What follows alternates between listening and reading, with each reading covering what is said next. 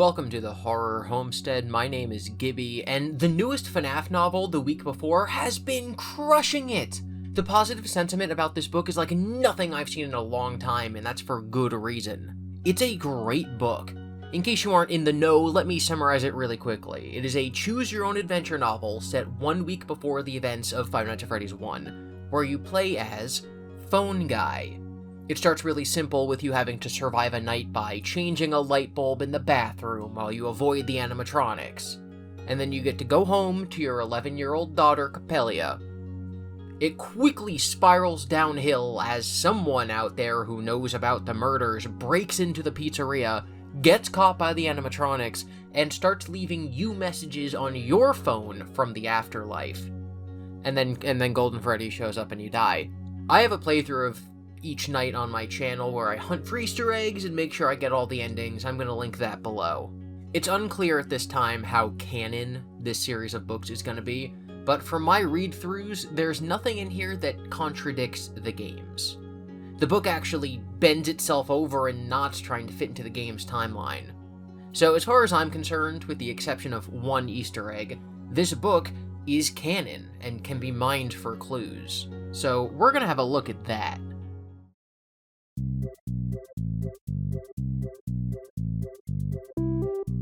First lore drop, Phone Guy's name is Ralph.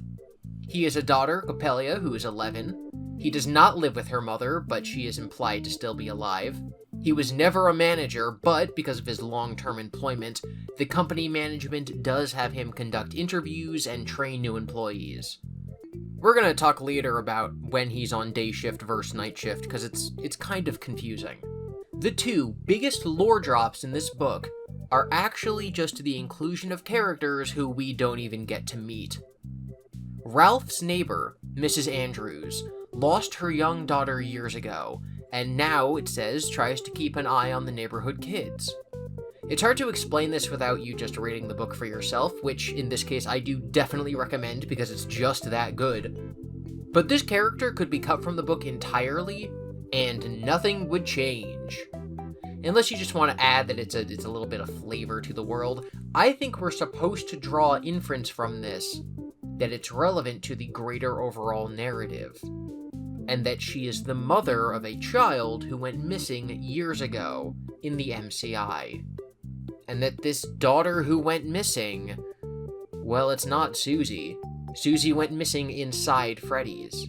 We know that 2 of the kids were actively inside Freddy's when they vanished. The other 3 were just linked with William's kidnappings. So I think that if her daughter was Susie, it would have been stated more directly that she disappeared in the place that Ralph is actively working.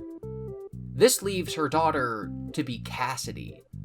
And if you follow this theory, then 1, it confirms Cassidy is a girl, and most importantly, it ends the discourse on whether the Fazbear Frights novels are canon forever.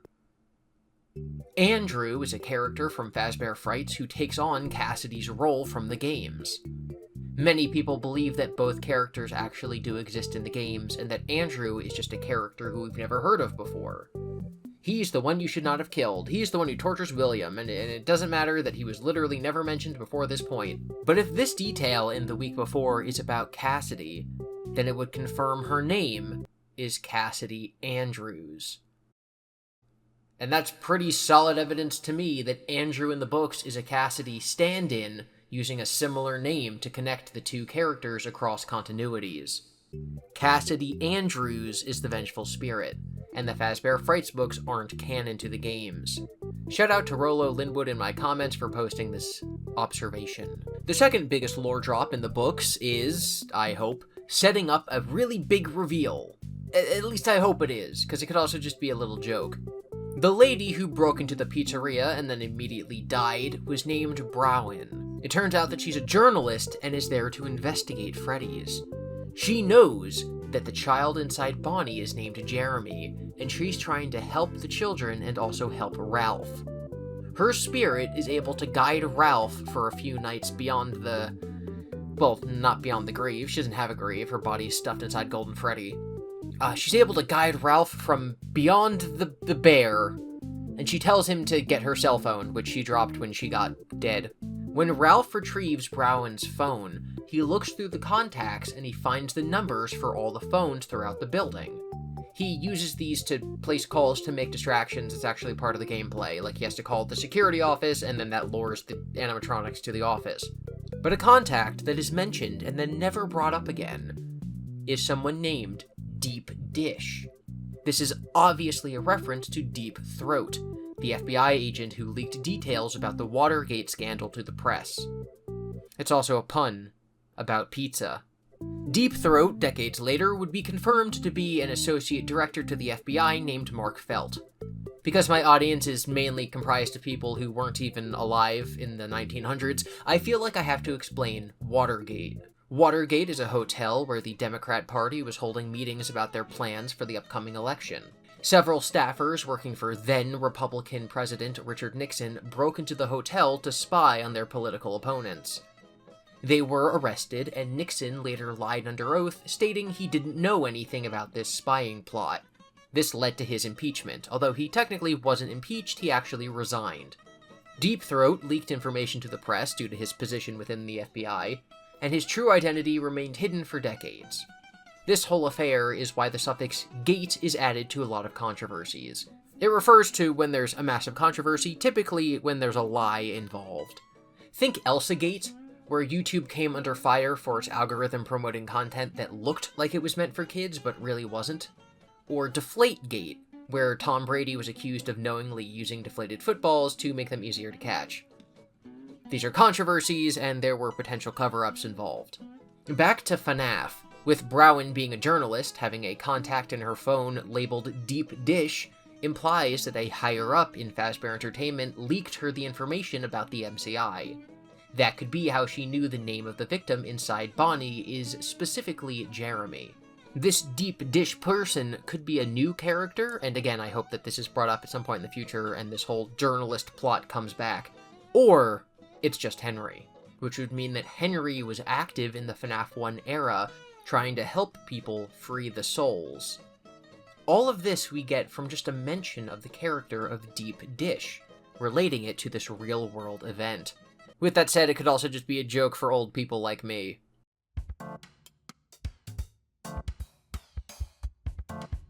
In my too long FNAF video, I talk about how the phrase, "It's me," is often misattributed to Golden Freddy, and that its appearances in FNAF 1 are actually unrelated to him, as the words pop up on screen alongside images of the other characters' heads, as well as on the sign outside Pirate's Cove. In the FNAF movie, the words are also associated with Foxy. In the Silver Eyes, Golden Freddy does say this line, but it's to indicate to the protagonists that he is their friend, Mike. "It's me, Mike."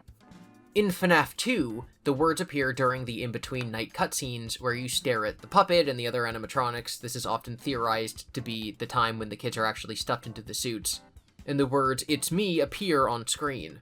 In the week before, "It's me" is stated by multiple animatronics. When Golden Freddy is approaching Ralph, his mind is hijacked and "It's me" is repeated over and over and over. But at this time, he also has a psychic link with Browen, who was killed in the Golden Freddy suit. She tells him that his daughter will be okay. Mixed in with all of the "it's me's" is the phrase "she's safe." This seems to paint a picture that one of the entities within Golden Freddy is saying "it's me" to Ralph, and the other is saying "she's safe" to Ralph.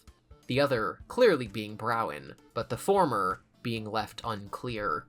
There's a few explanations to this. If we believe that Dave Afton's mind was scattered amongst all the animatronics, then it could still be his spirit, his intentions, speaking through them when the other animatronics say, "It's me." Likewise, it could be Cassidy being the boss of all the animatronics, making them say that. Either way, it does show that the words aren't being said specifically to Michael Afton. Dave is not saying, "It's me, it's your brother." While the community has thought that for years, that is obviously a retcon. There's no way that in FNAF 1, Scott's intention was that Golden Freddy was the night guard, security guard's brother guard. Brother Bear. I'm kind of disappointed by this. I liked that it was Dave talking to Mike, and it's very likely that this phrase will be used in some other piece of media later in the timeline, given its iconicness to the franchise. So every time "it's me" is said, we'll get a little closer to what it means. Speaking of psychic connections, Ralph sings Happy Birthday to Chica. While he's singing, the name Susie just pops into his head. While I've always been a fan of the building is haunted theory, I don't think this is the same thing as it's me appearing in his head. I don't think that Chica is psychically beaming the name Susie into Ralph's mind. Ralph knows about the MCI, he worked there when it happened, and he would likely know the names of the victims. Although it would be weird if he didn't know that Cassidy's last name was Andrews, although I have a theory on that coming out shortly. While I do think that the intention of the narrative is that something otherworldly is giving Ralph the knowledge of Susie's name, I think it's actually more likely that it's him piecing together subconsciously that Susie, the girl who went missing at Freddy's, is inside Chica.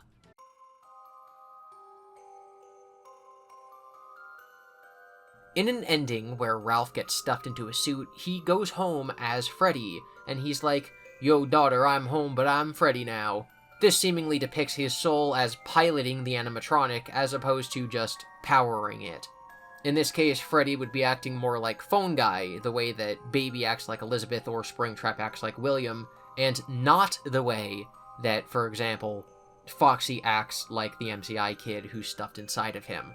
In my understanding, this would make him a put-together animatronic. Also, the way that this possession happened is that his spirit over the camera feed was put into Freddy through his eyes. It's very odd. The building is haunted.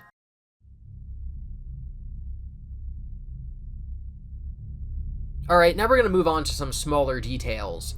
If you dial 1983 into the phone, you can hear the dialogue from FNAF 4 as Foxy Bro drags Crying Child to Fredbear, or I guess as Mike drags Dave to Fredbear. The book gives additional dialogue, as we can now hear a man trying to stop the bite from happening. You can judge for yourself if you think this is William, or Henry, or a random Freddy's employee. The maintenance man for Freddy's during FNAF 1 is apparently named Dave. Dave is the name that William used to disguise himself in the Silver Eyes, although in that he was a guard and not a maintenance man. It's also probably the name of the Crying Child. I don't think this is important. The same way that Mike in the movie and Mike in the games and Mike in the Silver Eyes and Mike in Into the Pit are all different Mikes, I think that Dave the maintenance man and Dave the security guard and Dave the child are different Daves. When Dave speaks in The Week Before, he does not have any mannerisms that are similar to William. I think it's just a name. Other piece of lore information. People have been killed other than the MCI kids, including Browin, and then in some of the endings, Ralph also gets dead. In one of them, he dies in the vent, and the company literally just never goes looking for him. So when the phone guy has tapes mentioning things like going to the safe room to bleed out, or them having to clean the carpets of people's blood, we can now be pretty sure that other people have been maimed or seriously injured in Freddy's, besides just the major bite victims, the MCI kids, and phone guy himself. There's a mention of a kid going up on stage during a performance and being seriously injured. It's unclear if this is the bite of 83 or another incident. The animatronics seem scared of Golden Freddy. At one point he actually scares Chica away. The narrator also calls him Golden Freddy. We also learn from this that Golden Freddy's body is physically in the FNAF 1 location. There's always been a question as to whether or not the FNAF 1 location is a standalone building. In the movie, it was standalone. In the Silver Eyes, it's actually inside of a mall. The lack of windows in the game led to the mall theory being more popular, but in this book, Ralph confirms that it's a standalone building and that there are actually windows. They're just in areas that we can't see in the first game.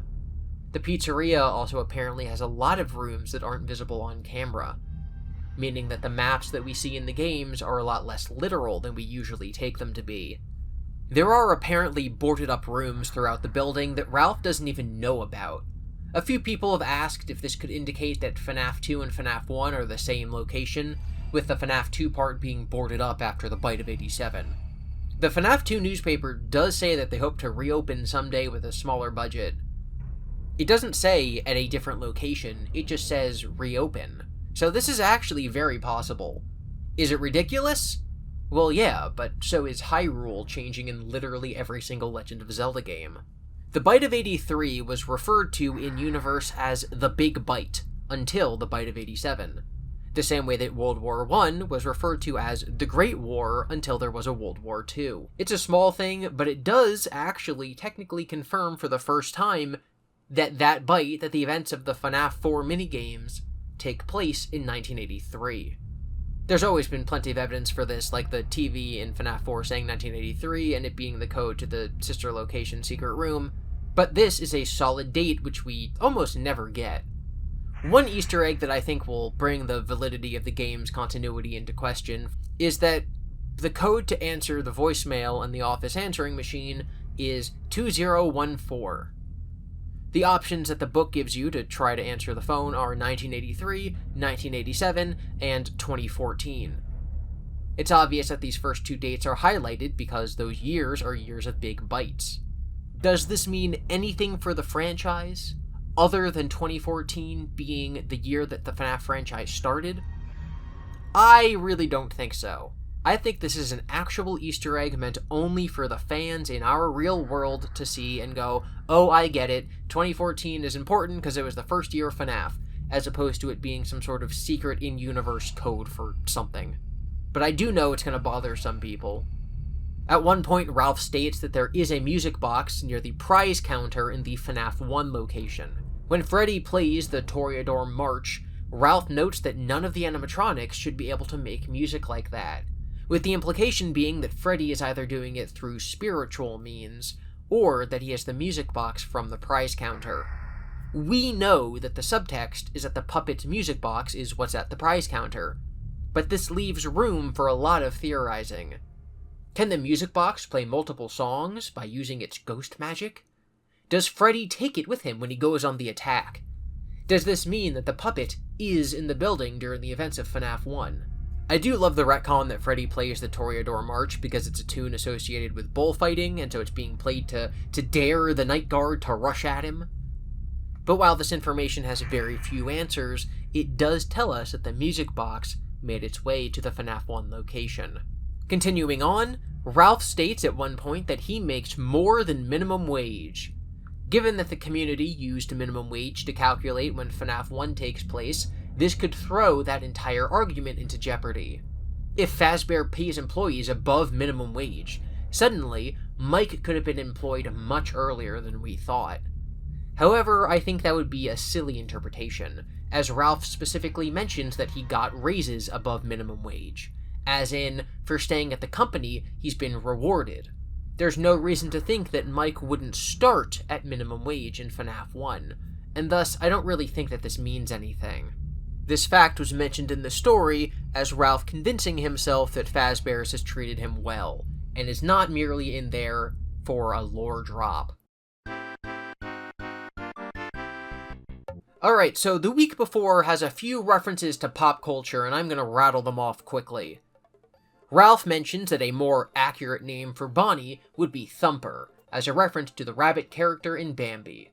Faced with a scale and gold coins in Pirate's Cove, Ralph compares the situation to the Goonies. Let's go, load up. Anything you can put in your pocket, except that. That's Willie's. Save that for Willie. While crawling through vents, Ralph notes that this is something that Bruce Willis would do, as a reference to Die Hard. While guessing 4-digit combinations to the phone answering machine, Ralph guesses 1234. When it doesn't work, he notes that he doubted the correct code would be the same thing an idiot would put on their luggage. This is a reference to Spaceballs. The combination is 1, 1, 1, 2, 2, 2, 3, 3, 3, 4, 4, 4, 5. 5, 5. 1, 2, 3, 4, 5. That's the stupidest combination I ever heard in my life. That's the kind of thing an idiot would have on his luggage. Well, did it work? Where's the key? It works, sir. We have the combination. Great. What's the combination? 1, 2, 3, 4, 5. 1, 2, 3, 4, 5. Yes. That's amazing. I've got the same combination on my luggage. Ralph states the famous phrase, "I have a bad feeling about this," which is synonymous with the Star Wars franchise. I have a very bad feeling about this. I got a bad feeling about this. I have a bad feeling about this. I have a bad feeling about this. I have a really bad feeling about this. I have a bad feeling about this. I've got a bad feeling about this. Oh, I have a bad feeling about this. I got a bad feeling about this. I've got a bad feeling about Hey. Quiet. got a really good feeling about this. I got a bad feeling about this. While shooting Foxy with a water gun, Capella quotes the film The Lost Boys and says, "Try holy water, death breath!" None of these movie quotes have any effect on the timeline, as they all came out in the 80s. With that said, Ralph says that Freddy's is the happiest place on Earth, or that he would say that if that phrase wasn't trademarked. In real life, this phrase is trademarked as the slogan of Disney's theme parks. While Disney has had this on their signs going back decades, it wasn't trademarked until 1998. This means either that The Week Before takes place after the year 1998, or that the author got this small fact wrong. Probably the latter. We'll keep an eye on it. The book has some wishy-washy details about the building's history as well, as Ralph says that they recently reopened, but he'd been working there for a long time. This is his first week as night guard, but at the end of FNAF 2 he says he's probably going to be the night guard next. When the place eventually opens again, I'll probably take a night shift myself. The typical timeline before this book for our understanding of events is that the FNAF 2 location opens, William is night guard for 1 week, Jeremy is night guard for 1 week, Ralph says that he will become night guard when they reopen again, the Bite of 87 harms Jeremy, Fritz is night guard for 1 night, although Fritz might be Mike, and then the second location closes.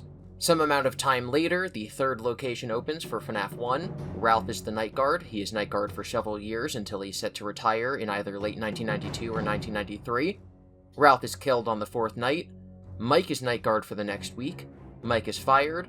Someone else becomes night guard until they're closing by the end of the year. There are 2 potential new timelines if we take the details in The Week Before as canon.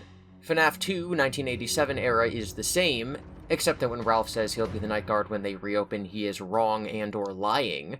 The third location opens for FNAF 1. Ralph is a day guard, and new people rotate in and out as being night guard. In 1992 or 3, a sudden vacancy in the night guard means Ralph has to do it even though it's his last week. Ralph is killed, Mike is night guard for a week, Mike is fired, etc. The second option is that the entirety of The Week Before and FNAF 1 take place in the only 2 weeks that the FNAF 1 location is operational. FNAF 2 is the same. FNAF 1 opens. Ralph is night guard for the very first week that they're open. He dies. Mike is night guard for the second week they're open. He is fired. The location is only open for another month until it closes by end of year. I personally believe it's the first of these 2 new timeline suggestions. The problem with that is it now makes Phone Guy's call from FNAF 2 inaccurate. You also have to ignore all the references in The Week Before to the reopening being very recent, such as a cop who didn't even know they were reopened, and a line about the animatronics recently being aggressive and Ralph thinking that if they hadn't worked out those bugs, they wouldn't have reopened. That's a very odd thing to think if they'd been operational for the last 3 or so years. And now, finally, we have to talk about Capella's age. Capella is 11. This is stated multiple times. Capella's birthday is next month, meaning she's almost 12. In the New Game Plus mode, you can answer the phone and put in a code that you're not supposed to have yet, and Ralph hears a message he recorded a long time ago for new security guards. This is not the message that Mike will hear in FNAF 1. Ralph actually records that message later. But it serves the same function. Ralph comments that, if he remembers correctly, he recorded that message when Capella had just been born. Now, birthday math is hard. This is not a joke. I am totally serious. Birthday calendar math is hard. We know that Freddy Fazbear's Pizza, not Fredbear's Family Diner or Fazbear Entertainment, but Freddy Fazbear's Pizza, started in 1983. It is currently, in the events of The Week Before, either November 1992 or November 1993. We're going to hang on to both those dates for a second. If Capella's birthday is next month, then she turns 12 in December of 92 or 93. We're just going to say 92 for now. If it's 92, and Capella turns 12 in a month, then she was born in December of 1980. I'd say that a month later, January of the next year, is still within the window of her just being born. So it's possible that Ralph recorded that message in January of 1981 for Freddy's. Except that Freddy's started in 1983. Okay, let's say that Capella is 10. She turns 11 in a few weeks, which is why he thinks of her as 11. and so she was born in December of 1981, which means that Ralph could have recorded these in January of 1982, which is still wrong. Let's say that my totally flawless theory is wrong and FNAF 1 actually takes place in 1993, which would suck, and that Capella is currently 10, and she's like, "Dad, I'm 10 and 11/12ths," so he just calls her 11. Then she would be born in December of 82, and if Fazbear's Pizza opened in January of 83, Ralph could say that she was just born and the timeline would work. But that takes a lot of fudging. Basically, if we take the multiple times in the book that he said she was 11, and assume that means he's rounding up, and if we assume that FNAF 1 takes place in 1993, which would be dumb because it totally doesn't, then the timeline works. My theory is that birthday math is hard, and that the author messed up. At another point in the book, Phone Guy says that he took Capella to Freddy's when she was 7 years old. This passage right here says that he's never taken her there.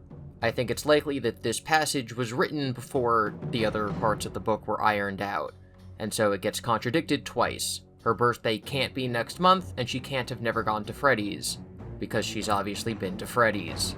So if it's 93, and the author knows that Capella is 11, and 11 years ago was 1982, and after her birth could mean a month after her birth, then the 1983 date works. This would mean that he forgot in a different section of the book that her birthday is the next month, and that the next month is December, because birthday and calendar math are hard. If she's 10 and 11/12ths, it works. But unfortunately, it's just one of those things, like the Disney trademark line, that the author just wrote wrong. With that being said, the text gives the author an out because Ralph thinks to himself that he might be remembering wrong. While we're here talking about Capella, her name actually comes from a play. The play is called Capella. The summary of its plot on Wikipedia states, Dr. Capellius is a doctor who has made a life-size dancing doll. It is so lifelike that Franz, a village youth, becomes infatuated with it and sets aside his heart's true desire. So the name Capella refers to a life-size human doll that is so realistic other people think it's human, which is obviously very relevant to the plot and themes of Five Nights at Freddy's.